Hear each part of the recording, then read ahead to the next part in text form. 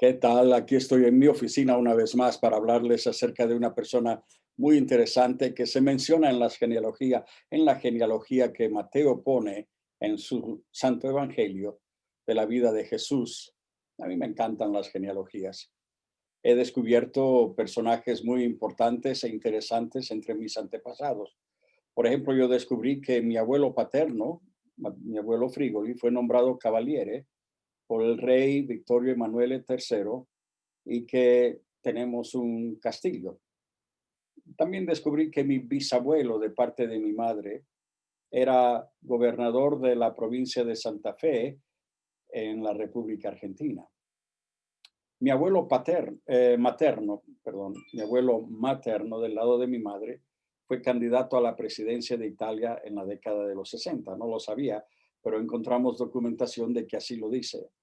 También hay algunos personajes en mi genealogía, en la genealogía de mi familia, que me preferiría de que no estuvieran en mi árbol genealógico. En cierto modo es lo que vemos también en el árbol genealógico de Cristo. Hay personajes que cuestionamos porque hoy conocemos los detalles de su vida. Ya vimos a uno de ellos, vimos a Tamar, cuya reputación no es tan limpia que digamos, y ni hablar de Rahab, la ramera de Jericó. Increíble que sea un antepasado del Señor. Cuando conocimos a Ruth, como que nos quedamos más tranquilos, es una de las buenas. Y hoy vamos a conocer otra mujer sumamente interesante. En Mateo 1, el versículo 6, el evangelista se refiere a ella como la que fue mujer de Urías. No la menciona por nombre, pero nosotros sabemos que su nombre era Betsabé. La historia de Betsabé y del rey David parece más un guión de una película de Hollywood, porque contiene lujuria, intriga, infidelidad, tiene mentira, tiene traición y hasta tiene homicidio. Betsabé era la hija de Eliam, que de acuerdo al segundo libro de Samuel, el capítulo 11, el versículo 3, nos dice eso, y era esposa de Urías, uno de los generales más importantes del ejército del rey David, miembro del grupo de los valientes de David. Eliam, el padre de Betsabé, también era parte de ese grupo selecto de valientes, de hombres de confianza del rey. Y no solo eso, sino que Aitofel, el abuelo de Betsabé, era consejero personal del rey. Urías era un hombre fiel, era leal, era disciplinado y era bravo en batalla. Parece que eran vecinos y una tarde mientras Urías está en el campo de batalla, David sale a la terraza de su palacio y desde esa altura puede ver la casa de su vecino, de Urías y Betsabé, y ve a Betsabé que está en la ducha. Aparentemente ella era una mujer de gran hermosura y cautivó de inmediato la atención del rey. Y no solo eso, sino que motivó sus sentimientos más primitivos de lujuria, de deseo carnal. Para todo varón la lujuria es causada por lo que ve. La pornografía por eso es tan popular.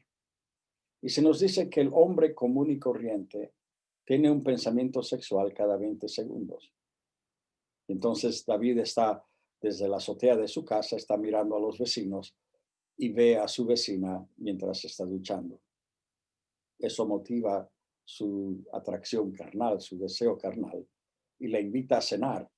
Y pronto del comedor la reunión se traslada al dormitorio. Nadie hubiera sabido de este encuentro de no ser que Betsabé no se quedó embarazada. Y ahora hay una consecuencia, hay una evidencia de esa noche de pecado. Hoy muchos tomarían el camino del aborto para poder ocultar lo que había sucedido. Pero en esos tiempos esa no era una alternativa. Así que David manda llamar a su amigo Urías con la idea de que él pase unos días en casa para descansar y visitar a su esposa. Pero el plan no funciona, ya que Urías es un hombre de principios y no quería disfrutar de lo que sus soldados no podían disfrutar porque estaban en el campo de batalla. Y además, dijo él, no puedo estar tranquilo en casa cuando el arca del pacto está en el frente de batalla. Entonces David tiene que tomar una tercera alternativa. Y como siempre sucede, un pecado lleva a otro mayor. Entonces manda que Urías fuera puesto en donde la batalla era más intensa y que lo abandonaran, lo dejaran solo para que muera por manos del enemigo. En realidad no importa cómo muere Urías, porque igual es un asesinato. En vez de asesinar a un niño que fue recién concebido, asesinan al esposo de la mujer infiel. Y asesinato es asesinato. Y en ambos casos, si fuere un aborto o como el caso de Urías, es con alevosía y con premeditación. David consuela a la viuda y eventualmente la hace su esposa. No hay evidencias que haga suponer que Betsabé era parte de este terrible plan de David. De hecho, en 2 de Samuel 11:26 dice que oyendo la mujer de Urías que su marido Urías era muerto, hizo duelo por su marido, porque era su marido. Y tal vez ella no tenía ni siquiera ninguna idea de lo que había sucedido.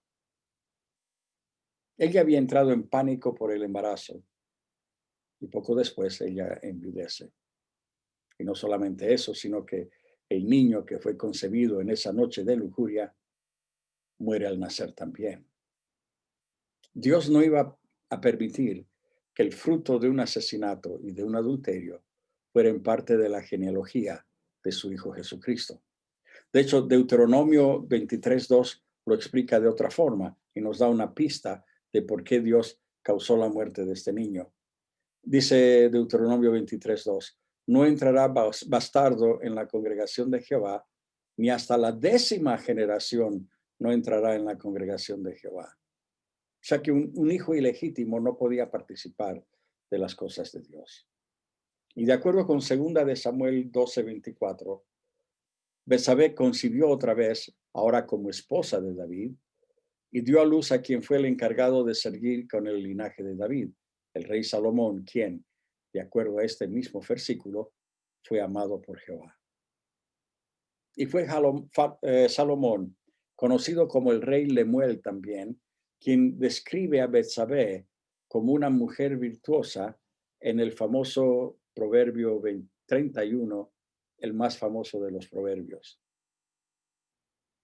Esta historia como que nos deja con cierto mal sabor en boca, ¿verdad? Hay adulterio, hay mentira, hay encubrimiento, hay asesinato. O sea, no puedo pensar de algún otro pecado más grave que los que acabamos de mencionar. Y tal vez usted conoce a alguien que tiene una historia un poco truculenta de infidelidades, de abuso sexual, de mentiras, de aborto, de robo, de fingimientos.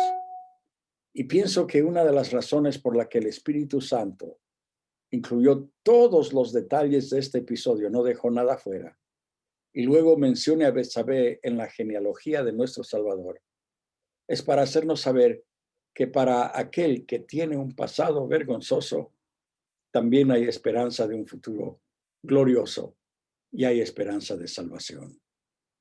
Yo creo que Betsabé representa a aquellas personas que prefieren no hablar de su pasado. Deje que Dios se ocupe de su pasado y que Él le dé un futuro del cual no tenga nada que ocultar o avergonzarse. Y en esta tarde, si usted conoce a alguien así, o tal vez usted es uno de ellos, que tiene un pasado medio que no quiere que otros sepan, este es el momento para decirle, Señor, yo quiero que tú me perdones, que me des un futuro que sea superior a mi pasado, que pueda hallar esa paz que solo viene de ti al saber que me has perdonado de mis pecados. Te lo pido en el nombre de Jesús. Amén. Gracias una vez más por estar conmigo. Nos vemos, si Dios así lo quiere, nos vemos otra vez mañana. El Señor les bendiga. Cuídense mucho.